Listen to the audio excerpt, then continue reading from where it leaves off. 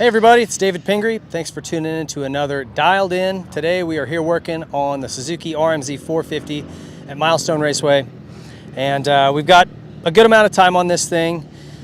If you have one, you'll notice that it's not too much different from 18. It's got some of the same quirks and problems that it had last year. But there's some ways to get around it. And even though it has some of those character flaws in the suspension and in the horsepower area, it's easily fixed. And last year, the few changes we made to our project bike, our garage build bike, piston, exhaust, and suspension valving, and link arms, and it was like a completely different machine. It was a top of the class race bike. So it's not far off. Today, let's get started on what we did here. The engine, obviously there's not a whole lot we can do in stock trim. They don't have maps or anything like that, but they do have the couplers. The aggressive coupler's better for me. The stock one is okay, just kind of runs flat, middle, and top, and the white one helped a little bit, the aggressive coupler. So snap that on, give it a try. It's a quick little adjustment. The gearing is good. I wouldn't really mess with gearing. And other than that, it's just really the fix for this is a high compression piston and a little bit better muffler. Even a slip-on can with a high compression piston would do the trick.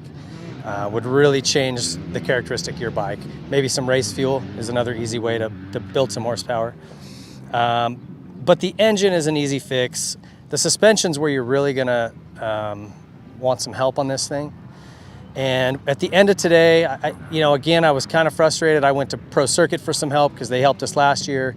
Kind of tried to grab feedback from other Suzuki teams. What are they doing? And obviously they're not leaving their stuff stock, but I got the best kind of feedback I could and found a setting that I liked. And basically what that is on the shock, compression, I went to 2.5 turns out.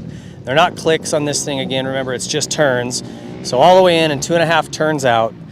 My sag is at 108, and they kind of recommend 105 was kind of what they say. But again, with the stock link arms and the way this thing feels, I was barely able to get 108. 108 is where I landed with sag. And I was barely able to get that because of the spring rate. They went to a softer spring rate from last year, but still I can barely get to that number without the spring rattling around in there. So I'm 170 pounds. If you're any lighter than that, you're not going to get it. You're going to need to drop a spring rate. If you're bigger than that, you can get 108, even 110. And again, just try that and find a balance you like.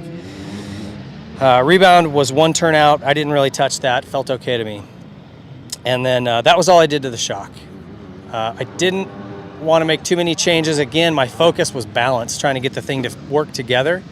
And a lot of that came together with the front end. So on my compression, I'm 7 out. Rebound, I'm 12 out. And the big change for me was dropping the forks down. And I didn't go all the way flush like we tried last year. I left a gap. I'm probably 1 mil away from being flush. So you can see about 1 millimeter of the gold above the triple clamp. And that, for me, was the sweet spot where I felt like the fork and shock were working together.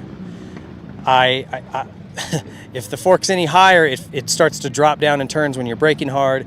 At this level, I still felt like I was getting good feedback through the bumps, like it was absorbing a little chop, handling big landings, and then when I'd grab a bunch of brakes, it wasn't dropping down too far. I felt like I was pretty close with that. So again, compression, 7 clicks out. It's clicks on the forks. Rebound, 12 clicks out. And then about 1 millimeter away from being flush. Another thing that I got from Pro Circuit, if it still feels a little soft for you, again, like I said, the problem is if you go softer to get a little bit better bump absorption, now you're going to start dropping too far into the stroke. They recommended adding 10 cc's of oil. It'll bring you to 375 cc's. So that's a pretty easy fix. If you've got someone that's mechanically inclined at all, you can pull this top part off here and add the oil without too much stress, and pretty cheap. And that will help. Just kind of holds it up into the stroke a little higher and keeps it from dropping down when you brake or coming down hills. So that's something to try. Keep that in mind. With this setup here, I was pretty happy. Definitely not the best stock suspension I've ever ridden, but it was doable. I could go out and have fun. I wasn't getting slapped around everywhere. So that's kind of where I landed with that. The brakes on this are great. Probably one of the best front brakes in the class. So no, nothing needed there. These grips are really tough on your hands. I'd recommend going to a different grip, just something a little softer. And you know what, other than that, I didn't have a whole lot of issues with this. The shifting is great. Clutch works okay for me.